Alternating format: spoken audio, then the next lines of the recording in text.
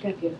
Thank you. John, the people in this country making violent anti-Semitic threats, are they domestic terrorists?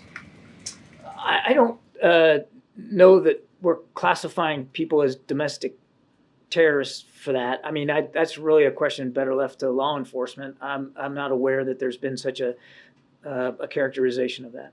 Okay. The FBI director said today, the ongoing war in the Middle East has raised the threat of an attack against Americans in the United States to a whole nother level. Has the White House considered the possibility that a terrorist could be in the country right now after crossing the southern border? Peter, we are always concerned about the potential presence on U.S. soil of terrorists coming from overseas. That's something we're always worried about. But there was this bulletin last week. The CBP in San Diego said militants associated with the Israel-Hamas war may be potentially encountered at the southwest border. You're talking about the San Diego. Yeah. Yeah. Is there any heartburn around it? 600,000 known gotaways just in the last fiscal year. Yeah.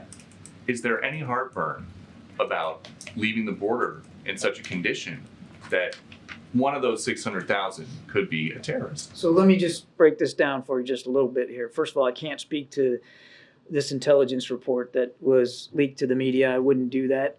I can tell you that we are constantly monitoring as best we can all ports of entry to the country for the potential arrival of anybody who might wish us harm.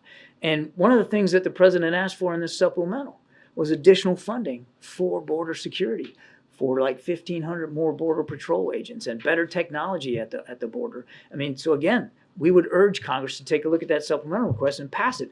But if the general gist of your question is, are we taking the potential threat seriously? Of course we are. The general gist was, is it possible that somebody who wants to commit a terrorist attack during a time of elevated threat crossed the southern border into the United States already? I couldn't possibly answer that question, Peter. All I can do is tell you that we have remained vigilant to that potential threat.